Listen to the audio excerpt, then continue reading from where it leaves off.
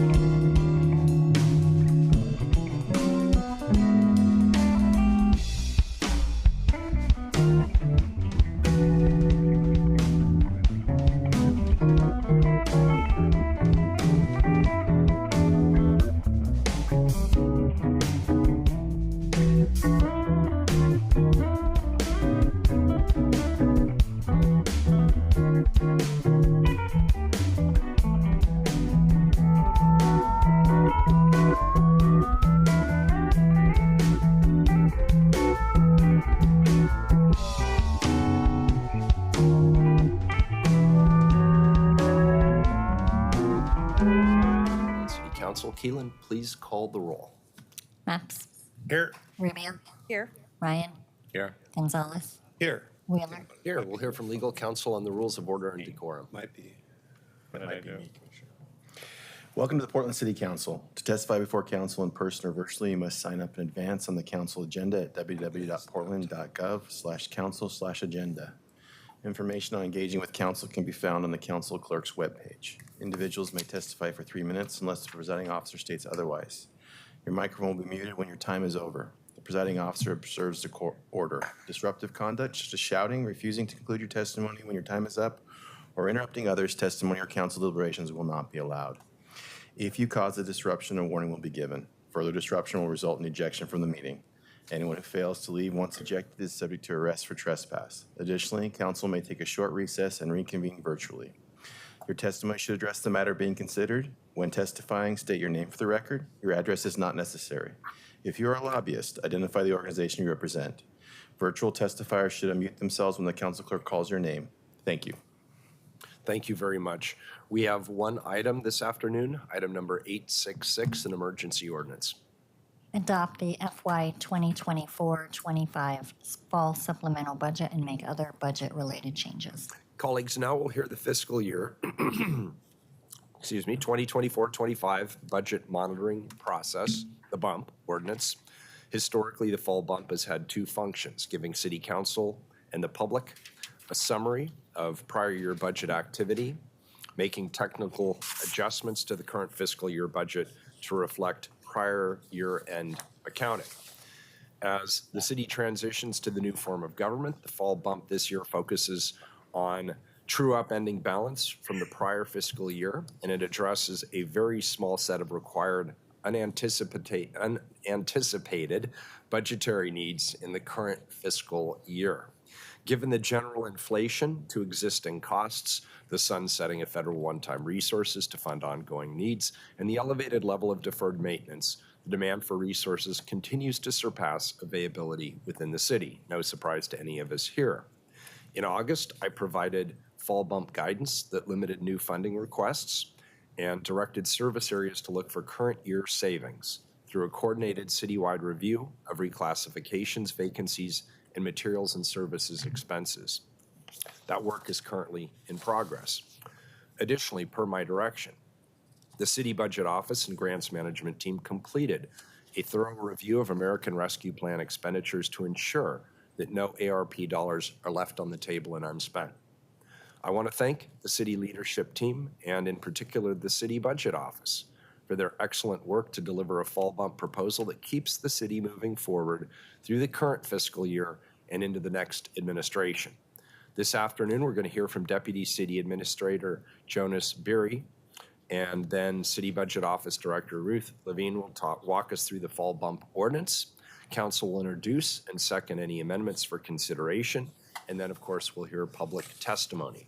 After public testimony, council will deliberate and vote on any amendments that are offered. Once we've voted on the amendments, we'll then vote on the fall bump package as a whole. And with that, we'll turn it over to Jonas. Great. Thank you, Mayor and Commissioners. Good afternoon. For the record, Jonas Beery, the city's Deputy City Administrator of Budget and Finance and Chief Financial Officer. This fall bump recommendation represents a prudent approach that addresses critical immediate needs while holding resources in contingency to provide maximum flexibility as we navigate the coming months. We anticipate a challenging budget environment for fiscal 25-26. The proposed bump strategy is an important element to guide the city towards financial sustainability by providing a long runway to address those financial challenges. The final fiscal year 23-24 general fund revenues came in very close to the April 2024 forecast, technically up about just over 1% or about $8 million. The estimated fiscal 23-24 general fund ending balance after adjustments was approximately $95 million, right within the ideal target of $90 to $100 million. Combined with the current year savings initiatives described by the mayor, the good news is that there is some capacity and projected one-time general fund available to reallocate in fiscal 24-25 via this fall bump. However, we also expect a significant amount of uncertainty during the remainder of this fiscal year, as well as the ongoing general fund budget gap in 25-26. Ruth will provide more detail in a moment, but the summary of the recommended approach as reflected in the ordinance and the supporting materials is threefold. First, and as is typical in the fall bump, this ordinance accommodates many technical adjustments to true up beginning fund balances citywide and is the first opportunity for bureaus to make adjustments to their current year resources. Second, the city leadership team has reviewed the exception requests that were brought forward by service areas and identified approximately $3.7 million in funding for immediately known fiscal 24-25 required expenditures that were previously unanticipated. Third, the package directs that the remaining available general fund be retained in contingency to address potential needs that are likely to arise in the near term during the remainder of this fiscal year. And if we're successful in containing spending, any remaining unspent general fund balance can become available as a one-time resource to help bridge the expected budget challenge in 25-26. Lastly, I'd like to appreciate this year's new and collaborative decision-making process.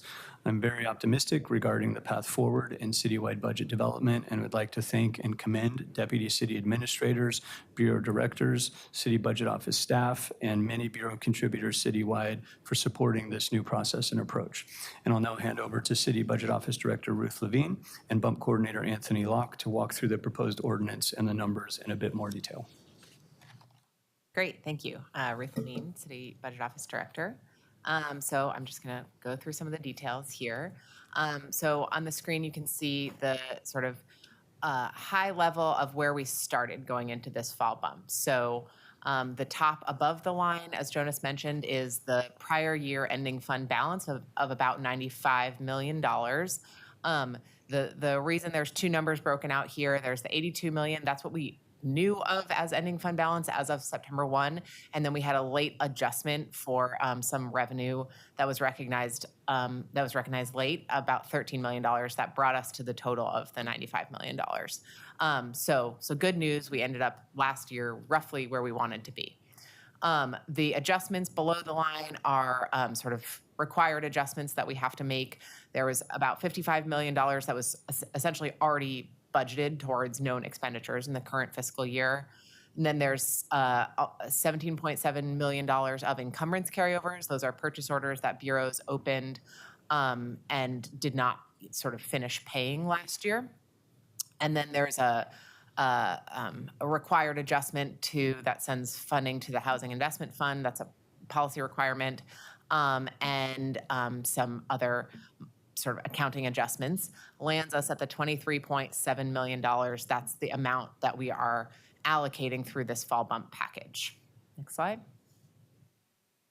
So also, as Jonas mentioned, we went through a process that was sort of laid out by the fall bump guidance that the mayor put out in August for exception requests. So the sort of guidance was no new allocations in the current fiscal year, but there was a process for allowing exceptions to that guidance that went through the new city leadership team.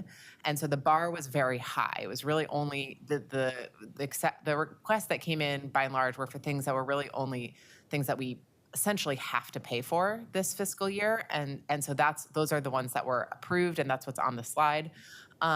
So there's about $3.7 million of them, and I'm not going to go through them line by line right now. Happy to answer any questions. Several of them are required sort of by policy or were through labor bargaining agreements that took place kind of after the budget was adopted. The Bureau of Human Resources ones are the biggest. The PPA fund, general fund subsidies, is just the health fund for Portland Police Associations. They have their own health benefit, and that's funded. That's essentially a required payment that we have to make to fund that health fund subfund, and then the rest are for BHR sort of payroll and operations to fix some issues related to payment of the city's taxes, and then also reflecting labor bargaining agreements in our SAP, in our payroll system. And so that's the kind of biggest chunk in here. And then there's a few other little things. The $350,000 is for an auto and retail theft task force that was supposed to get into the adopted budget, but didn't. That's going to the Multnomah County District Attorney's Office. And then a few other little things for space rent just to true up some issues that were discovered in the current year budget. So that is the summary of the exception requests that are in the bump package. You can go to the next slide. So the remainder, so we had that $23.3 million, and then 3.7 of that went to those exception requests. This is the rest of it. And so we split it into two buckets. The first is the capital set-aside amounts. So this ordinance actually waives the capital set-aside requirement, which is a requirement in financial policy to allocate 50% of ending fund balance after adjustments to a capital set-aside contingency account. The reason it's being waived is because we did this a little bit differently this year, and the items that are on this list are sort of known capital-related expenditures and liabilities that the city faces, but they don't quite meet the technical definition of capital set-aside. So that's why we're waiving it in the ordinance itself, but we are still allocating these items to capital set-aside. And it's still in a contingency account, so it hasn't been budgeted in the Bureau. These aren't being budgeted right now. They're just kind of recognizing, hey, we know we have these liabilities outstanding. We have to pay for them, so let's use this vehicle to do that. So I'll just go through them really quickly. So the first is the ADA compliance. That is both in PBOT and Parks. The PBOT has the Creek settlement, which is an agreed upon number of curb ramps that they build, 1,500 curb ramps per year. And that has a funding gap associated with it. Parks also has ADA requirements and is one of their largest sort of items on their capital maintenance list. And then the second one, City Fleet headquarters relocation, that's part of the Kirby Garage relocation that was included in the budget, but it's a large known expense that's going to be hitting Bureau's budget starting this fiscal year. And so this would help to sort of offset that to some extent, not completely. The last one, the OOF squid, is the flood safety benefit fee for the Columbia River Levee project. And so that would, again, that's a known, we have to pay that. There was, state legislation that required the city to pay what will be about $5.3 million in 25-26 towards the Columbia River Levee. And so those are the capital set aside. That's what's in that bucket. And then below is sort of contingency and policy set aside. These are also, again, in contingency, so we would have to come back to council to actually allocate these into Bureau's operating budgets. But I'm just going to go through them quickly. So the first one, the emergency fund, that's per a budget note that should be filled up to $1 million in each fall bump. So that's what that is. That's just for if there's a city declared emergency to cover some of the Bureau expenses related to emergencies. The prior year remaining public safety set aside amount of $915,000. Last year in the fall bump, you all approved an $18 million policy set aside for public safety, recognizing that there were going to be overtime expenses above budget within those bureaus. And sort of the good news is that the amount they need this year is lower, in large part because the budgets were adjusted in the 24-25 adopted budget. But there are still some things sort of that are difficult to predict in terms of exactly how much resources they'll need. And so we're holding these two amounts in contingency, the 915, which was left from last year, and then the 3.5 million, which was the amount police requested for their overtime above budget. There's a lot that impacts public safety overtime, both in police and fire, and in BOEC as well. And that's because they're so big, it's just very hard to predict. So it's good to have a little bit in contingency to be able to address what are likely expenses. And then the last line there, the current year health benefits set aside, that's just to put aside some money because the amount that we budgeted for the 24-25 health benefit increase amount was equivalent to about a 5% increase. Bureaus are actually paying closer to seeing a 10% increase. That's based on the agreement that you all made in the spring around the health benefit increases, where there was sort of a 12% increase that was partially offset by an employee surcharge. In any case, this amount will help to cover bureaus if they are sort of hitting their benefits budgets by the end of the fiscal year because of that increase in health benefit expenses. So that is the basic summary. I think we can go to the slide. Can I Yeah. pause here? I don't want to interrupt the flow of your presentation, but I think I can, spending a minute here now, I think can save us 15 minutes later on. Deal. Great. All right. So very quickly, can you remind me what the ADA compliance liabilities pay for? Sure. So again, this is a contingency amount. So it's not in the Bureau's budgets, but the idea was to take this amount and say, if we have this funding available, we have these known ADA compliance requirements, Right. both in PBOT and parks. This is loosely based on an estimate of the outstanding creek liability in PBOT, and then kind of the rest for parks. But again, it's not. It would have to be allocated based on actual, an actual proposal about how much money is needed, so it's really truly an estimate. But in both of those bureaus, there's a much larger, frankly, outstanding liability on ADA compliance. Perfect. Do you remember how much that funding gap is between our liabilities and the 6 million we have on the table right here? Sure. I mean, I don't I don't have a total number off the top of my head. I think PBOT alone is something in the $30 to $40 million range. It depends a bit on how you estimate the cost of a ramp, which go up. I don't have the parks number off the top of my head. Okay, so great. So we got about 30 million in liabilities, even just in the PBOT space for ADA compliance. We got 6 million here, perhaps set aside. And we're complying with something. And you said in the context of the PBOT, we're complying with the Creek settlement. Can you remind me what that is? There was Michael, Mike? basically, Commissioner, we were basically sued By whom? by ADA, by a group that advocates for wheelchair access. Okay, And we lost, or we actually settled. We didn't go to court.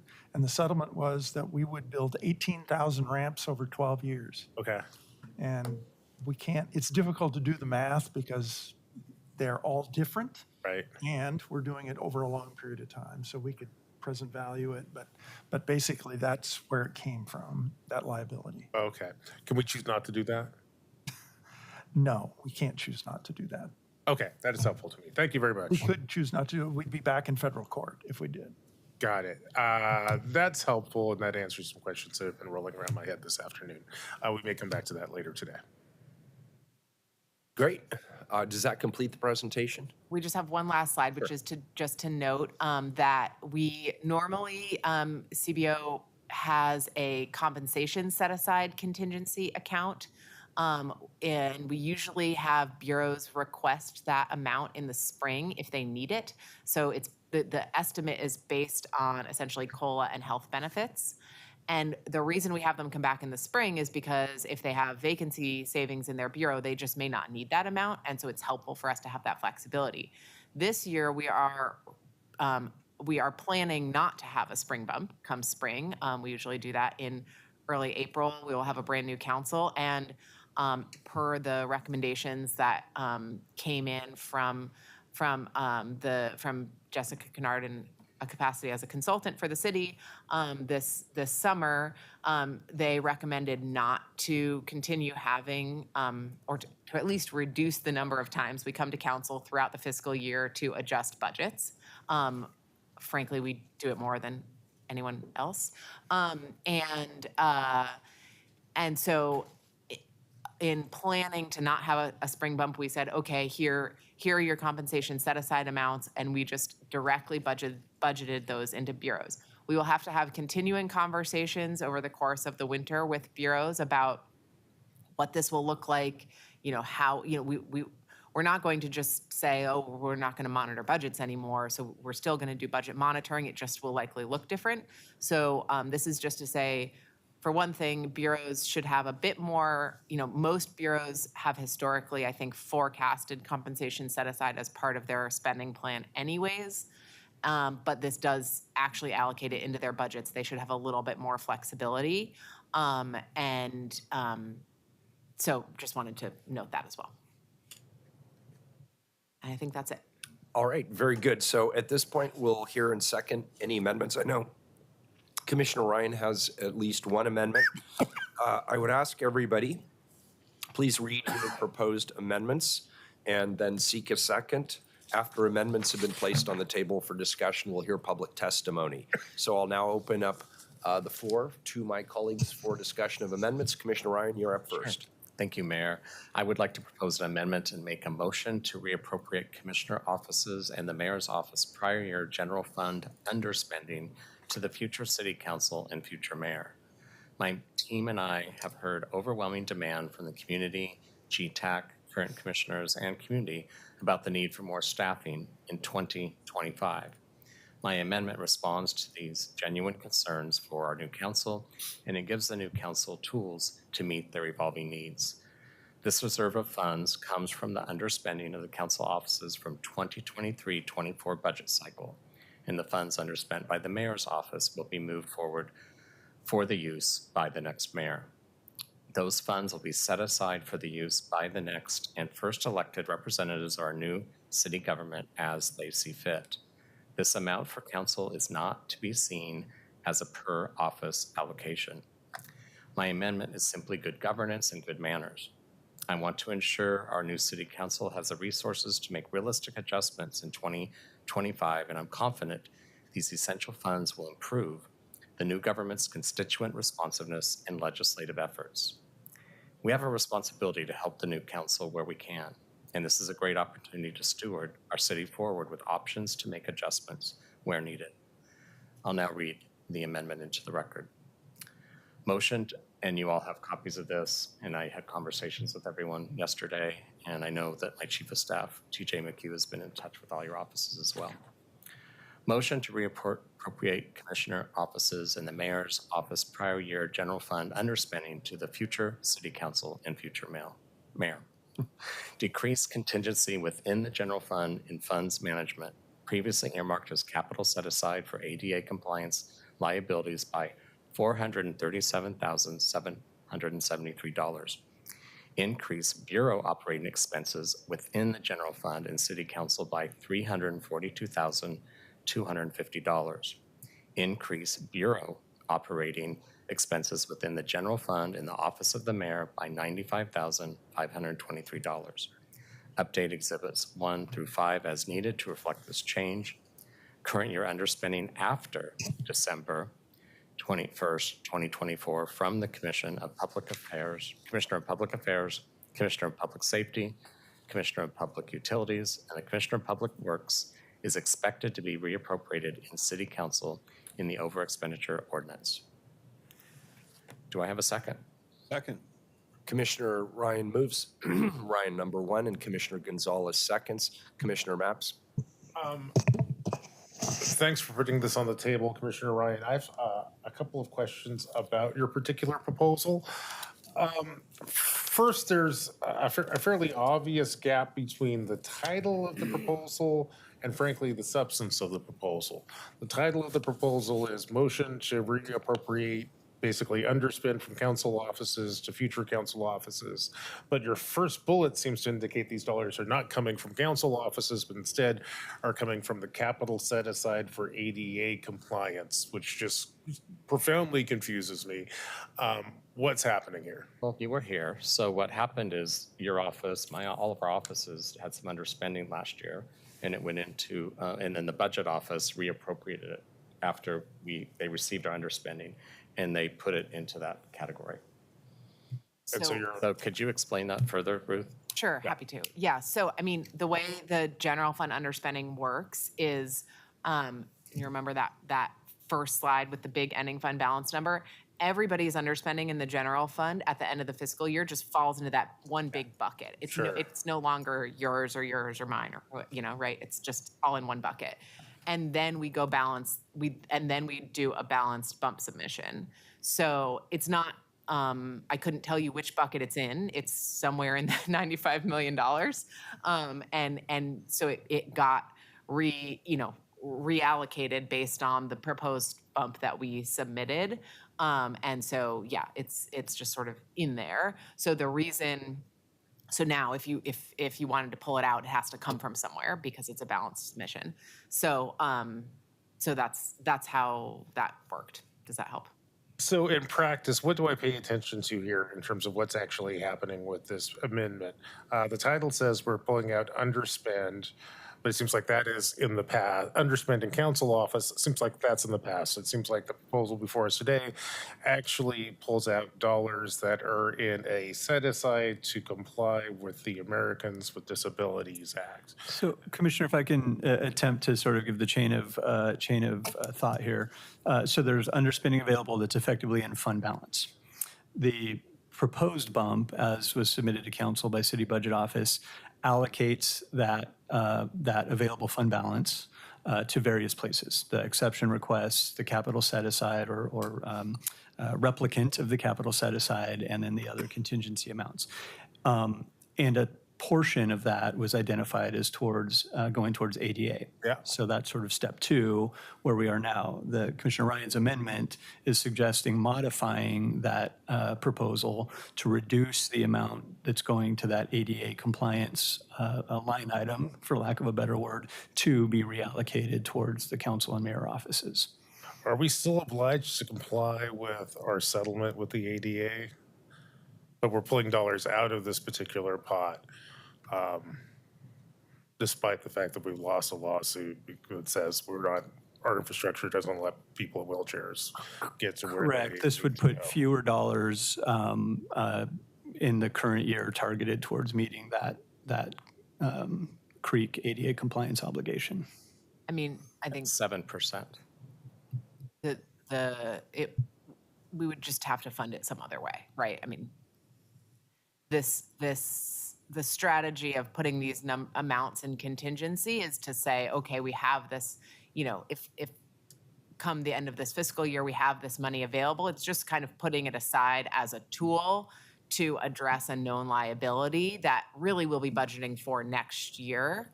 I mean, and again, in subsequent years, but so it's really, it's one of the tools to address that liability that we know we have. And if I may also just add, just a reminder that this contingency strategy with kind of putting these amounts in contingency but identifying targets is a different approach than the city's taken, in large part to maintain maximum flexibility, knowing we're entering sort of a period of uncertainty over the next few months for a variety of reasons, and hoping that if we don't need to spend those flexible dollars, that we have a little bit to help accommodate next year's budget. So it is an important point that they're not allocated dollars, right? We still have to fund that. They're not appropriated. This would take a portion of those dollars, the proposed amendment would take a portion of the dollars and appropriate them specifically to a dedicated purpose. Okay, so just so I understand, the amendment on the table pulls about $500,000 that we've set aside to build curb cuts so people in wheelchairs and whatnot can cross the street, get to the bus stop and all that, and takes that $500,000 and does what with it? Well, it appropriates them in the budget to be spent, to be available to be spent on Council staff? council expenditures. I mean, I'd reiterate, this is one-time dollars, so it could be used for staffing, but it is not an ongoing resource. It's a one-time resource, so that's a decision that would be made via the OEO and by future council. Yeah. And for the record, it is, the number is 437 million, which is 7% of the current set aside for this year, Commissioner, and 1% of the total 40 million over the next 5 years. Yeah. Thought I would bring that to perspective. I appreciate that caveat, and I think it's probably obvious to folks in the room my concern. We've lost a lawsuit that basically told us you have to build curb cuts, City of Portland, because people with disabilities can't get around to where we need to go. We don't where they need to go. We have never set aside enough money to do this. We set aside a little bit of money for that purpose here, and now we're talking about pulling those dollars out in order to basically increase staff for the next city council. And I agree, increasing staff for the next city council is an important thing, and I think the next city council will have the power to do that. Anytime you're in a policy and budgeting making position, you have to make choices between forward-facing, public-facing, direct services to the community, and staffing our offices. I'll tell you, at least so far, with what I've heard today, if I have the choice of building more curb cuts for people in wheelchairs versus hiring more staff and bureaucrats for City Hall, I'm highly inclined to build the curb cuts because we literally have lost a lawsuit. We have to do this. We've done this in federal court. This is, frankly, we have versions of this conversation all the time. I think it's well past due that we build these frickin' curb cuts so we can move on with our lives. But that's just my observation on this, and I look forward to dialogue about this particular amendment. Can I ask some quick follow-up questions? So the capital set aside is set forth in our financial policies, correct? The ADA compliance earmark, I just want to make sure I understand the structure of the bullet point here, because I think Commissioner Maps' threshold questions it's just how it's phrased, but I just want to make sure I'm following this. So the ADA compliance liability is actually not an acceptable expenditure for capital set aside as written in the policy, or it's not clearly articulated as a appropriate use of capital set aside.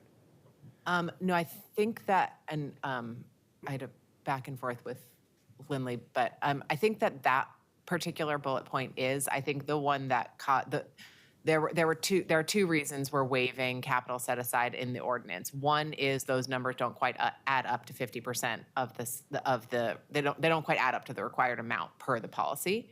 Two is that the Columbia River levy portion is not a city-owned asset.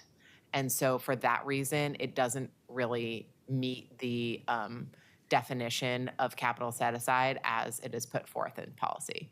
You probably lost me somewhere because the levy wasn't even on my radar screen. So I just want to so if I could isolate the question just to make sure I'm following the first part of it. So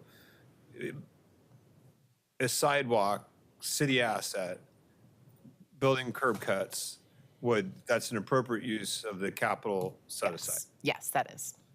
Okay, because I thought in the intro that we were hearing something different, so how does the levy come into this?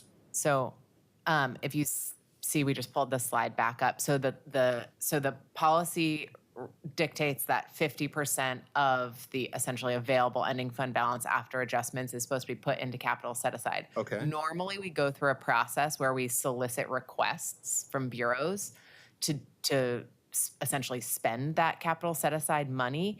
This year, instead of doing that process, we said, we know we've got liabilities we need to pay for. Let's not even go through that process. Okay. And we put them down on the slide. And the issue is, after going back and forth with the attorney's office, as I said, once we ended up balancing, we didn't quite hit the 50%. So you'd have to waive just because it says 50%. And then B, the flood safety benefit support line, that third one, does not meet the technical definition for capital set aside in the policy because it wouldn't be a city-owned asset. Okay, I think I follow that. And I mean, Commissioner Maps, I'm looking at this as sort of two levels. One, our ability to invest in infrastructure and appropriately reserve for necessary investments to address our deficits that are generations in the building, that is a broader, deeper discussion that figuring out how we can set the next council up for success there on how to appropriately save for necessary infrastructure, whether it's lawsuit driven or it's just, amortization, depreciation of assets, right? It's all cities struggle with this, all governments struggle with this. We have not done any better, it seems, than any other city or locality on that, and that predates all of us. I just, in my short time on council, even the way we talk about the capital set aside, we waive it all the time. And it's just, so it sort of begs the question, like, why even pretend that this is guiding our budgeting? I will say the way they've done it here, in some ways, elevates the importance of ADA compliance. It's because the fact that we're, proactively allocating towards those liabilities ahead of request from bureaus to utilize capital set aside, you're actually, your overall process, but the liability to the front of the line, if I'm understanding correctly, relatively speaking, now we're coming back, with this amendment proposing adjusting some of that, but they're actually trying to save for the liability in the overall approach to the budget relatively early, or am I missing something? Yeah, I think that's true to some extent. I think I will say the language of the capital set aside policy actually calls out transportation as one of the uses. And then I looked back at prior capital set aside processes, and there were three main things we fund: ADA compliance in parks, ADA compliance in PBOT, and Kirby. And those were the big requests. So I said, we know we have this. We also know we have this flood safety benefit fee, which again doesn't fit. So the driver behind this was, what are things that we know are within the realm of capital set aside mostly, and B, are known liabilities that we have to pay for, frankly, next year in our budget. And these were the ones that we selected. Yeah, okay. I mean, I'm not sure it changes the general thrust. Like, we're going to have to pay for these things. We're not spending money on the curb cuts. And in some ways, you put a chunk of money at the front of the line in terms of what's within the set aside. And the proposed amendment adjusts a percentage of that. But I don't think anyone's losing sight of our obligations under the ADA lawsuit here, now or in the future. That's just my takeaway. It doesn't take away from the broader conversation on how we save for infrastructure, because we have not solved that. And I'm not sure how to yet, but. Commissioner Maps.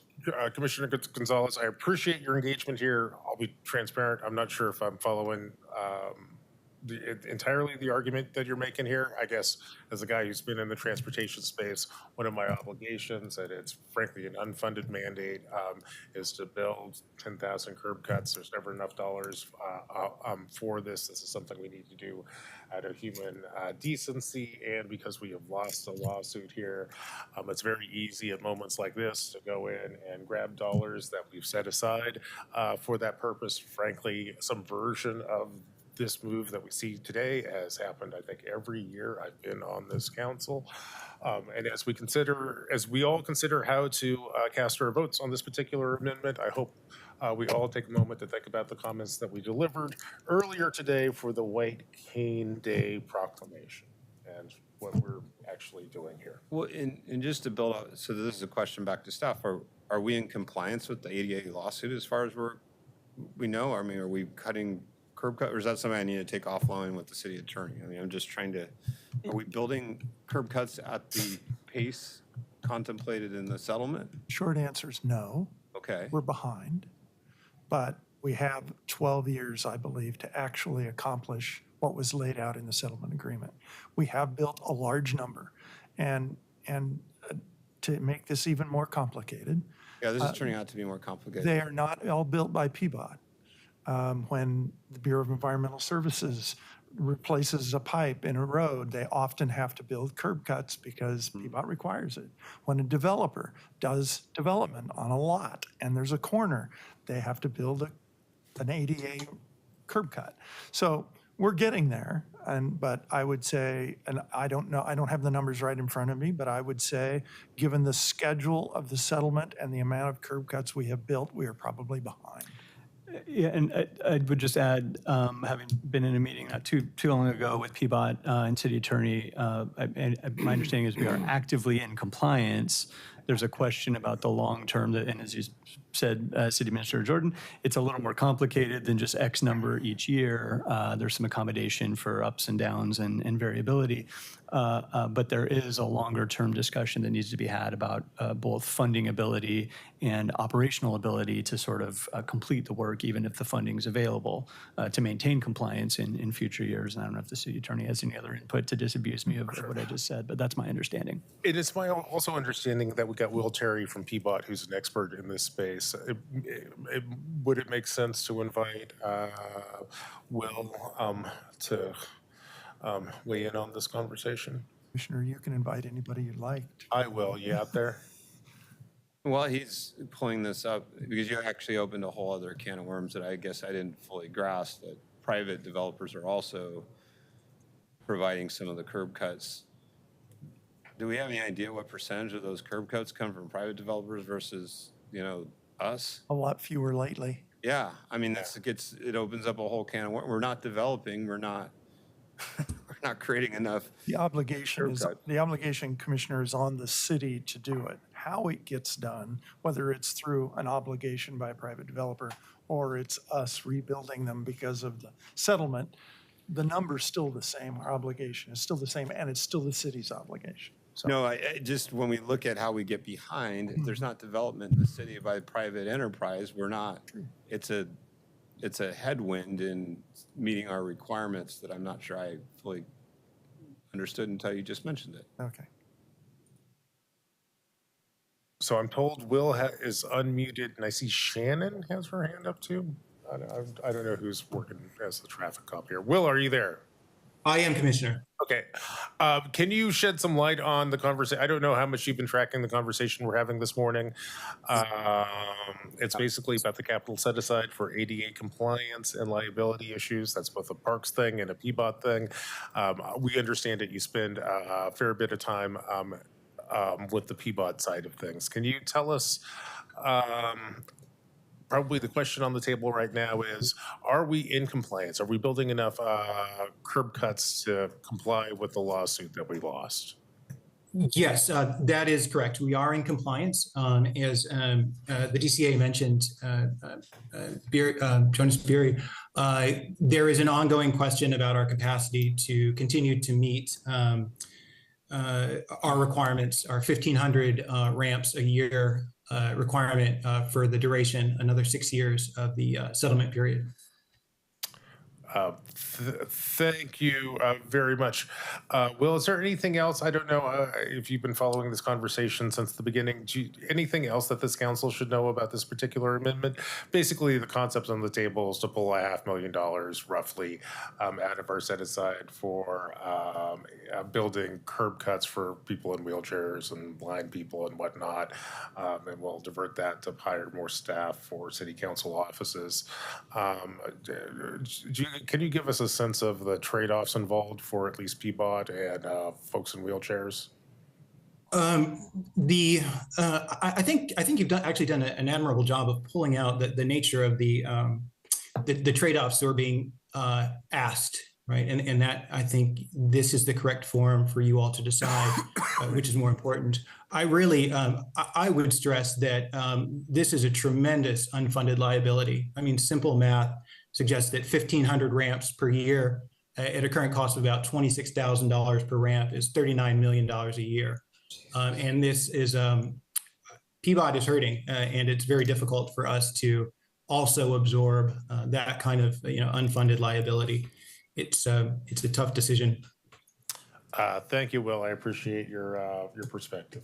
Mr. Mayor, I don't think I have anything else. All right, to say very on good. this. And it looks like Will already spoke. Commissioner Ryan. Yeah, I appreciate that this amendment is allowing us to have a conversation we probably wouldn't have had if this amendment wasn't on the table. There's really two conversations here. There's a conversation about the fact that we underspent money. We heard from a lot of constituents, especially the transition team commission, that we really underspent providing constituent services support to the new council. And so we're trying to pass that on. And then the second conversation, which you're taking leadership on, Commissioner Mapps, and it's an important one, is a long-term plan for ADA compliance. My question to people at the table would be, anything we're doing with this amendment, is it going to impact the number of everything that Commissioner Mapps has said next year? The productivity of that work? When it seems like this is a long-term decision the next council has to address in terms of that work? But not to put everybody on the spot at once, I'll just say $473,000 represents less than 20 ramps out of 18,000. And it's a long-term obligation. Yeah, and this is a 1% cut in something that's a long You term. all get to make the judgment about whether that's worth it or not. Okay, I still do think it's two conversations, that's all. And that's what happened in this conversation, is we split hairs. And the good news is we're having it. Yeah. If I wouldn't have brought this amendment up, we would have just all went aye. Yeah. So I probably will have some questions on this later, but frankly, I'd rather get to public testimony first unless anybody has objections. Do we have public testimony on the budget? All right, so folks who are interested in public testimony, you have 3 minutes each. Name for the record. If you're new to council, you're going to hear and see one yellow light with 30 seconds to go. When the light turns red, that is when you should stop your testimony. And if you're joining us virtually, we won't hear anything you say after the light turns red. So try and keep it within that 3 minutes, please. Thank you, Mayor. First up, we have Terry Harris. Welcome, Terry. Thank you for being here.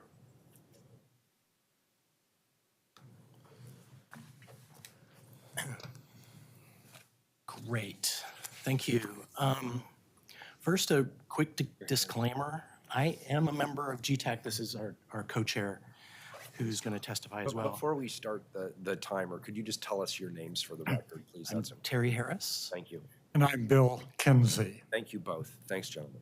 Okay, so as a disclaimer, I'm a member of GTAC, which you know has been a pretty outspoken on the issue of council staffing, has issued several recommendations that are relevant to your discussion today. However, and due to the short notice that we've had on this item and the amendment, testimony today is just in my personal capacity. It's not been reviewed by GTAC, nor is my appearance here endorsed by the committee. Nevertheless, what I intend to say today is informed by my participation in GTAC, and it's substantively consistent with our recommendations. And it's great that the council is going to get some additional money for desperately needed staffing under this amendment. Okay, from GTAC's research and review of 20 comparable cities, it's clear that currently budgeted levels for the new council are going to be inadequate for individual councilors, inadequate for shared research policy committee and operations staff, inadequate for the responsibilities of the presiding officer. The Charter Commission made a very conscious decision to make the new city council the very center of the new government. And though the commission failed somewhat to understand the fiscal significance of that decision, it's up to us to fund it appropriately. That said, I need to also say that it runs somewhat counter to a consultant's report on the budget that that GTAC has also supported, that was mentioned earlier, the Jessica Kennard's report. And the report would suggest that, one, budgeting on the fly in a budget monitoring process ought to be avoided for these reasons that you've just discussed. The budget office shouldn't be in the position to come up with these trade-offs. That's your decision. And taking money from already massively underfunded capital liabilities toward an interim solution for a massively underfunded ongoing expense doesn't solve any problems. I guess if the decision is truly between 20 curb ramps and a council that functions, I'm going to go with the council that functions. And I think, but we all know that's not the true decision here. It's not a split between the two. It's a multidimensional strategic priority setting across the entire city that you're doing. And it's a burden that we're unnecessarily putting it on the budget process itself. So my personal bottom line is I support the amendment, primarily in the hopes that additional staffing will be of some assistance to the new council for sorting this out in the future. Thank you. Thank you. Commissioner Mapps, did you have a comment right now? Or? Is your, Commissioner Mapps, Yeah, yeah. I'm Bill Kinsey. Yeah. I'm also on the Yeah. list of people. Why don't we hear from Bill and then we'll Yeah, we'll that chat sounds with you right. first. Oh, thank you, Welcome, Bill. Mayor. You bet. Yes, I'm joining Terrace because I'm also a member of the Government Transition Advisory Committee and currently serve as a co-chair. And I wanted to observe that our recommendations that we recently distributed include, a recommendation for increased funding for the new city council. And I wanted to make that observation. So thank you. Thank you, Bill. And thank you both for your service. We Yeah. appreciate it. We know you didn't get paid very well, and we know the hours were really long. So thank you. And our appreciation is mutual to all of you. Thank you. Commissioner Maps. Sure, gentlemen, I appreciate you being here today, and in many ways, I think you've been put in an unfair position. I think there is in fact, I know there's a consensus in this room that we all think that the next city council should have adequate staff to do the work that they do. But the proposal on the table today is to pull dollars that have been earmarked to help people in wheelchairs, to help people with, who are visually impaired. Today, we literally in the morning session declared today or sometime in the near future to be White Cane Safety Day. And the proposal on the table is to take $500,000 of those dollars and to spend it on one-time expenses in the new council offices. For me, that's just it's not even a hard choice. I'm just always going to lean into the ADA public-facing side. And it doesn't negate the sort of core values that you bring to this, but, and that I think we all bring to this, but I frankly, let me just say, I just remain unconvinced that the right way to fund future councils is on the backs of people in wheelchairs. Yeah, my only comment on that would be, and I didn't hear this in the presentation earlier, but you have the budget process from, last spring and summer. Yeah. And I do not know what the budget allocation in that big budget goes towards curb ramps. Yeah. What you're seeing today, I guess, is the money that sort of got left over from last year it's like bonus money to spend additionally on curb ramps. I mean, that's my understanding of it as a kindergartner. But Let's stay tuned and watch this space. I'll tell you, the curb ramp, the necessity for curb ramps, and our needs to comply with this federal settlement, and frankly, the chronic and profoundly dysfunctional underfunding of our public infrastructure, especially our transportation infrastructure, ain't going to go away before the end of the year. It's going to require every Portlander to lean into this conversation very thoughtfully, and I appreciate your thoughtful engagement here today. You're one of the reasons why the city works. Thank you. Commissioner Maps, may I make Yeah, of course. This will be a personal. It's not official. But just hearing, if my personal view would be, if there's been a settlement of a lawsuit, you do have an obligation.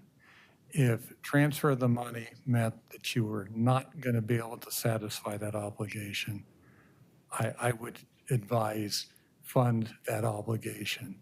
But I'm not hearing that this transfer is going to prevent that. I'm hearing that we're, on schedule or on progress, and it's a set aside to try to figure out, how to fund it over the multiple years.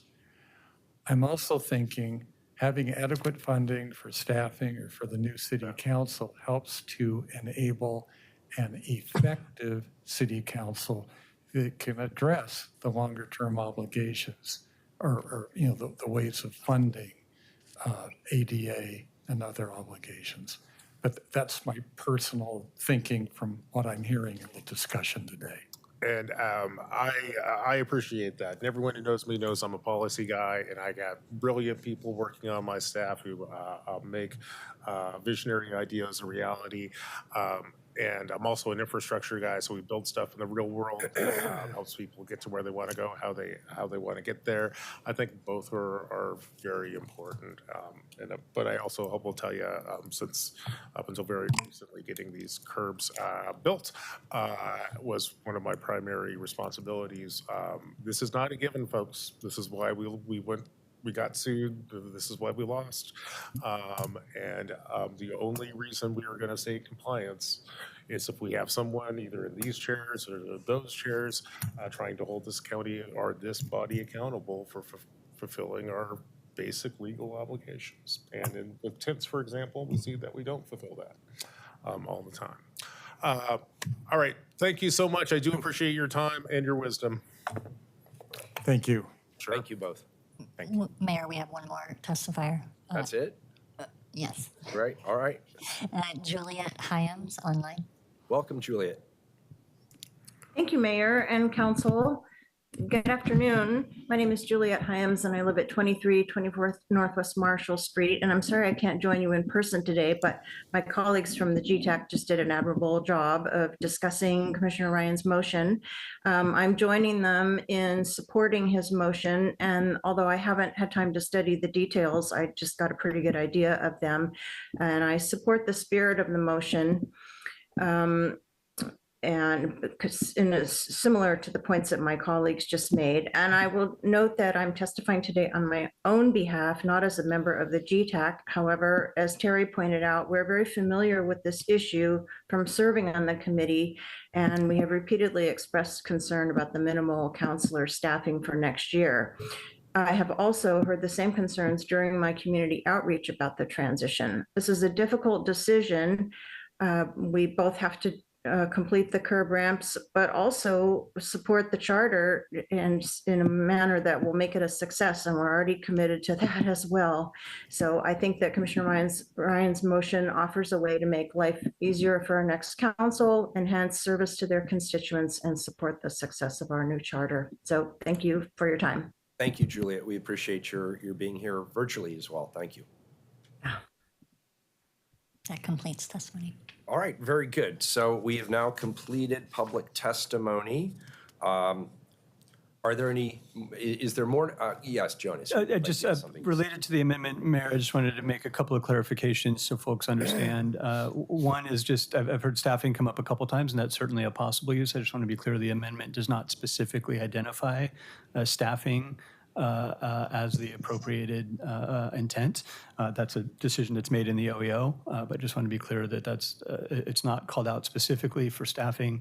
This is a one-time resource, and so it wouldn't be sort of without having some other packages associated with it, wouldn't be typically used for a staffing, short-term through the remainder of the fiscal year. There would need to be some accommodation and thought about the ongoing funding, and so that's a conversation that will occur at that future moment. But I just want to be clear about that because staffing has certainly come up a couple times. I'm glad that you brought that up because this is something I have been wondering about, and we've had some conversation about. What can you give me some examples what it could be used for? Could I use it to go visit our sister cities, or? Well, it could be used for staffing. Let's be clear about that. I just want to be transparent that that's not specifically called out in the language of the amendment, and that would be a decision that would be correct. This is gap funding for next year for the council and for the mayor's office. They get to make decisions, Commissioner, next year on how they would like to use this. Sure. What we're hearing from everyone is that we need more support for constituent services, which might identify where some of these ramps go. Well, absolutely. Who does decide? This is a thing which I'm not quite clear on. Who will decide, should this amendment pass, how these dollars will get spent? So, I think we have a choice about how to budget them. I think they would just get budgeted generally in the council office bucket there's a new bucket for the new council that will take their seats on January 1st. I think that they can sort of direct it within their budget for how they want to spend it. I think if they wanted to create new positions, they would certainly have to come back to do that. So they wouldn't be able to just turn around and use this money to hire new staff. So are you going to divide the dollars amongst each council office? Does council come together and take a vote and decide this is how we're going to do it? Does the city administrator decide how we kind of disperse these dollars? So, if they want to come back and allocate the funding to use it specifically for staff, for example, they'd have to probably bring another supplemental budget ordinance forward to do that, either in the OEO or a separate ordinance. But likely, I think they'd have to move some money around. There's some ability just administratively to move money without coming back to council. It just depends on what exactly they want to do with it. We would probably just budget it right now in one bucket, and then it would be allocated out internally from there. But in order to hire staff, they'd probably have to come back to do that. It depends on what they're trying to do with the money. So who is the they who gets to who decides? Is it all of council? Okay, so at some point, council will come Council back. office and the mayor, it's in the amendment. Well, that says where it's going to be spent, but That's who has the authority. that is consistent with your Yes. understanding, Director. Okay, great, thank you. And then Mayor and Council, just a second, just maybe a point of minor clarification. I believe the language of the amendment inadvertently says December 21st, and that should be December 31st. So I just wanted to clarify that for the I record. was reading well, that, I we'll wondered assume that's a why that was Scribner's there. error. Yeah, correct. I thought maybe Scribner. legal told us to do that. So, So I have a couple of thoughts on this. First of all, I want to acknowledge I'm hearing outstanding arguments on both sides. That sounds like a cop-out, but I'll get to an actual position in a moment. Commissioner Ryan is correct. The new council offices are likely understaffed. And I've been very transparent about that. Dan and I have had the conversation, and I've had it with many people who are running for the city council. And there's a couple of reasons for that. Number one, I think it's incumbent upon the new city council, once they have decided how they want to govern themselves and what committee structure they would like to enact for their own governance, and once they decide how they would like the constituent services model to work in the community, whether they need bricks and mortar officers or whether they will be doing something different in terms of going around the community and meeting people in different locations. That's really the will of the next council to determine. Once they make that determination, they have every right as a sitting city council to bring forward an alternative package to fund the council offices however they want. But the guidance I provided for this bump, for this spring bump, fall bump, was fairly clear. And I also noted the fact that this is one-time only funding. And if there's one area that we collectively, myself included, trip up our budgets, it's we use one-time only funding to fund ongoing positions, because then it locks us in to a fiscal problem, which is no fun to resolve. Number two, just doing basic math. If this were to be staffing, and I'm hearing it's not, which is probably good, because it's only $28,000 per office. It's not enough to hire anybody for any purpose. And so that doesn't make sense. So necessarily, it's going to have to be some collective decision about a few positions, if it's positional, and the council's going to have to decide who and where and how do those positions get created, and who do they serve? Who do they report to? What function do they serve? I don't think that's a decision this council should make personally. That's just me. But I will, of course, go with the will of my colleagues. There are ways that these funds could help the next council as we have allocated them in this bump. The first is we know we have a fiscal cliff next year, and that is before we have completed our labor agreements, which are still outstanding and will eventually be closed, and will then also have to be worked into the next fiscal year budget as an additional delta between the resources coming in and the cost of operations, which we currently experience. There are things that we could fund, like police overtime or the Portland Street response. To me, those are higher priorities right now in the heat of crisis than making a decision that the next council could actually make for themselves anytime they want. And so frankly, I just feel like leaving that to them for this purpose.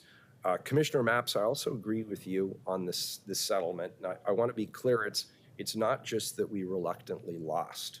Yeah. We settled, which means we agreed to it. It wasn't forced upon us. We as a council said this is what we are committing to.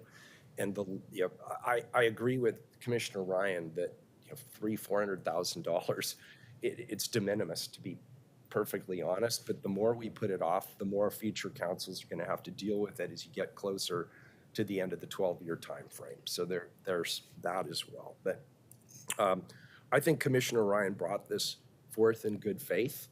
I think his reasoning that the next council should be well-funded, and our friends on GTAC who agree with Commissioner Ryan have good logic on their side. But I don't think this particular package solves any of those problems. And so I will be voting no. But I would encourage Commissioner Ryan and GTAC, and I'm assuming Commissioner Ryan will be here in full force, and GTAC will put together a reasonable package that actually adequately funds the new city council offices based on how they want to govern themselves. So that's just where I'm coming from. That's my headspace. Mayor, can I ask a follow-up question? Of course, Commissioner. So, Yes. so in this bump, we're allocating a couple hundred from the mayor's office to, I think, Lansu, the Chinese garden. Do you anticipate that's one-time spend or ongoing? I'll have to defer to Ruth. I think that's one time, isn't it? That's not, I don't mean from a technical perspective. I mean from the type of investments that we're making, what that's paying for. Is the need going to go beyond this year? I'll give you my supposition. Absolutely.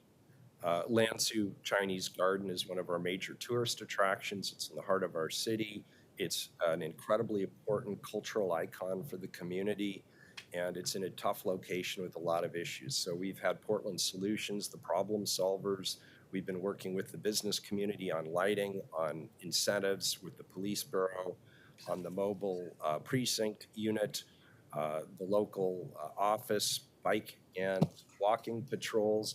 We are making substantial investments as a council in the recovery of the Lansu Garden. And then, so this, And the emergency there is that the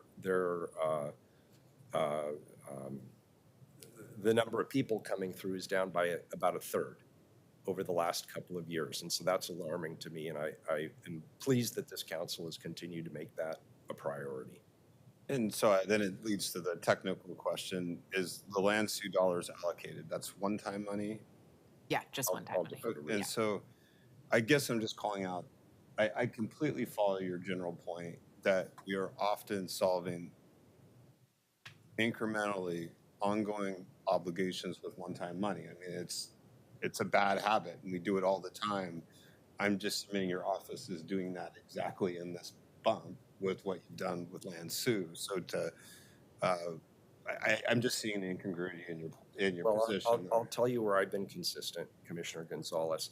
A very similar amendment to this one came forward to the city council during the regular budget process. I voted it down for the same reasons. And that's why I will vote this one down. Yeah, it's just, I'm being consistent. you weren't consistent in how you funded what you're clearly saying is going to be an ongoing obligation. The next government's going to inherit. Well, there's a difference. So let's be clear. You're a better attorney than I am, and I concede it. I've always enjoyed it. I actually hope that Lansu dollars are not ongoing. I hope that problem goes away. I just personally don't think it will. Whereas if you I don't either. Whereas you're right. I think we're on the same page there. Whereas if you hire somebody for a staffing position, that is presumed to be ongoing indefinitely. Yeah, and I mean, we can go back over the history of,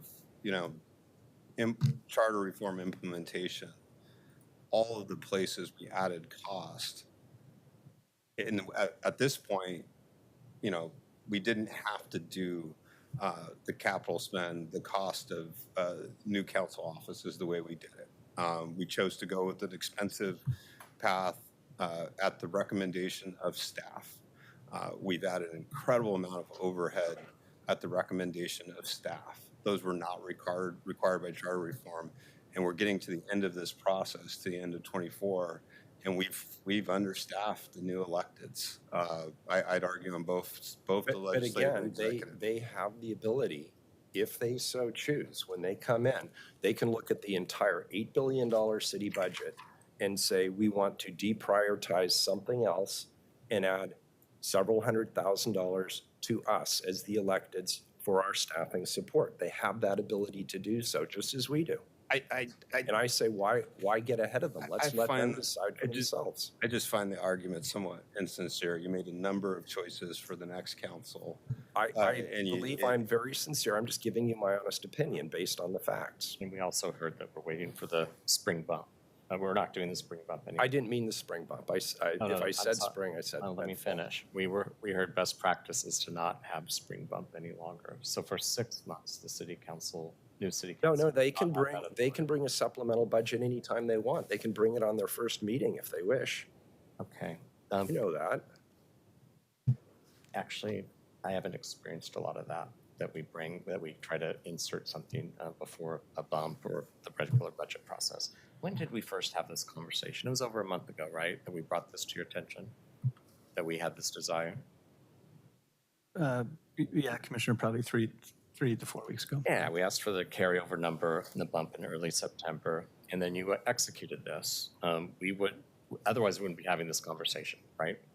Okay, so we did make the request. It didn't make it so that we had to pull it out of something. Okay, correct. I'm just saying that this hasn't been behind, this hasn't been sneaky. We've been talking to you about this for a few weeks. All right.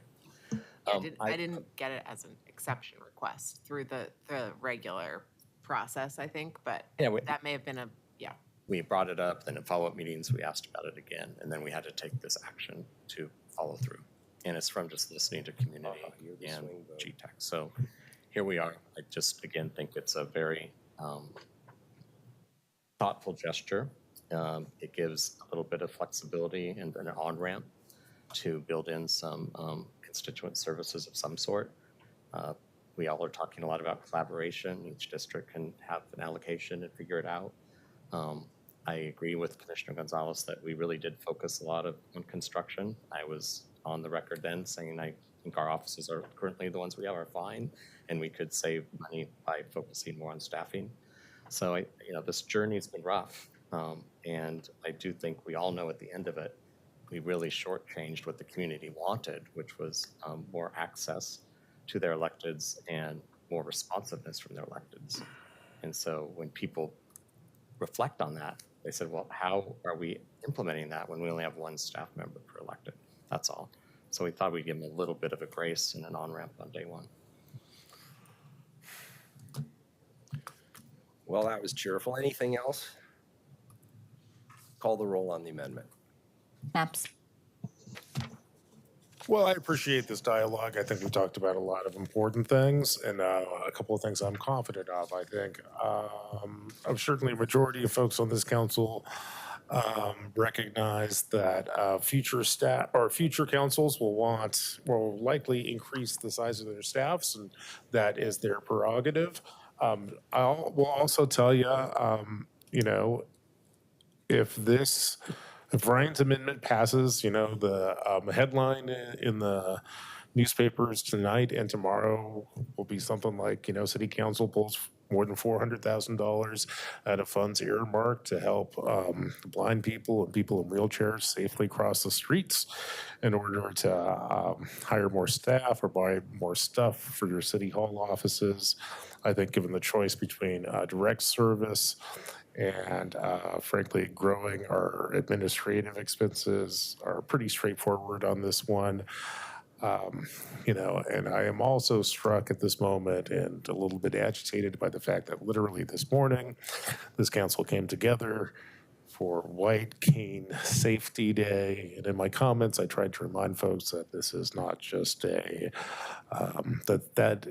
disability issues are very much literally a civil rights issue. Indeed, that's what the ADA is all about. And just hours after proclaiming October 15th to be White Cane Safety Day here in Portland, I certainly do not see myself pulling $437,000 out of the funds that we have set aside to build curb cuts, which is why I vote no. Rubio. So I'm really torn here because I'm weighing the significance of the charter change and making sure that our new structure can get its legs in its first year. I really believe in that. I absolutely believe that we need more staff for council.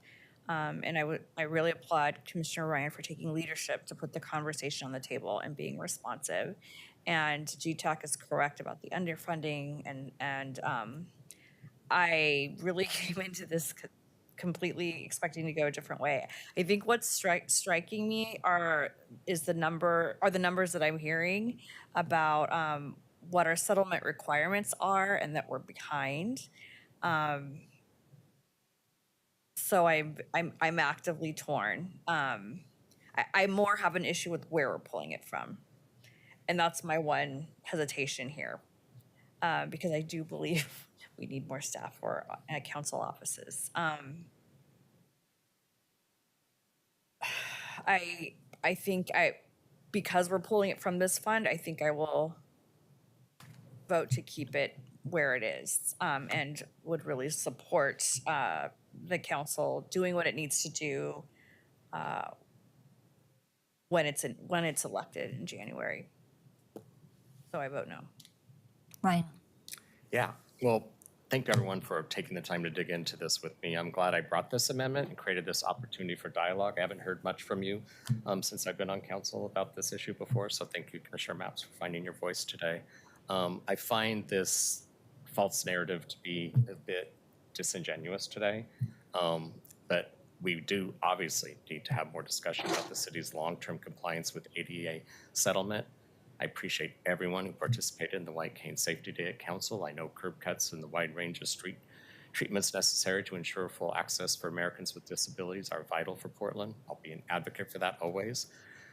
However, I want to be clear with Portlanders, with my colleagues, my amendment does not impact ADA compliance or the construction of new infrastructure in the first 6 months of next year. The city has 9 years to comply with ADA settlement.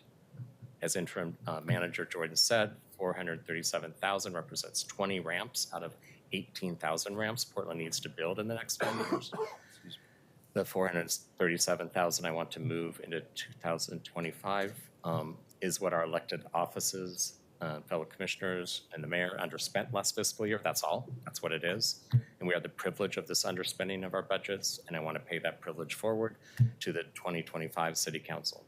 I believe that 437,000 will be better spent in the short term to engage constituents during the government transition and to help the new City Council navigate their first ever budget in a completely unprecedented political landscape. I vote aye. Gonzalez? I appreciated the discussion. I think at times, however, there's been some double standards applied in how we approach ongoing versus one time. I hear a lot of preaching and a lot of not walking the walk on that subject, including in the preparation of this year's budget. But I vote aye. Wheeler? A lot of things I could say, but I'm not going to. Instead, I'm going to point out the hard work that our budget team put into this. I want to thank you all once again for your tremendous effort. I'll have more to say when we get to the final vote. But I also hope the new council is watching this, because I want you to understand that what you're walking into is a never-ending series of hard choices. And as I have thought about prioritizing this budget, I don't think I've been disingenuous at all. I think I've been crystal clear for years about what my priorities are. Public safety, homelessness, livability, and economic success and recovery for our city. And that is where I have prioritized my funds. I remember it was either my first or my second year as county chair. The economy was in a tailspin, and we were laying people off left and right. And I took a massive pay cut because I wanted to make sure we could continue to support our frontline services. I felt that the elected offices should come somewhere near the end of our priorities when it came to what we were doing. Folks, as you come into this office, the first thing you're going to notice isn't that you're understaffed. What you're going to notice is that you have a shortage of police support in our community. You're going to notice that you have massive overtime because we have staffing issues in our fire bureau. You're going to notice strong public pressure to fund Portland Street Response fully and full-time. You're going to have to address livability issues, and we all hear multiple times each and every day, including today, about the homeless crisis on our street and how it is being exacerbated by substance use disorder and lack of support for people with pervasive mental health issues. Those will become your priorities. As I've been very honest in saying, Yes, I think you will be understaffed. But I will also tell you, I think this council is understaffed. I think our bureaus are understaffed. We talk about 911 callers being in short supply. We talk about cops being in short supply. We talk about people even in our infrastructure bureaus being in short supply. We talk about the people who manage emergencies in this community being in short supply. We're all understaffed. We all have too much to do because we're a city that is experiencing an unprecedented number of simultaneous worst case scenario crises. And so we all have to step up. But again, on the gentler side, when you become a city commissioner and you have voted for a council president and you have decided which committees you want to create and you've had a chance to evaluate what the staffing requirements are, and I hope GTAC will continue to work with the new commissioners to help create that structure, you will have every ability whenever you want to bring forth the budget that supports the vision you have for the governance structure. What we've created is a placeholder for you. You have to finish the job. That is on you. And you will be able to bring a supplemental budget forward.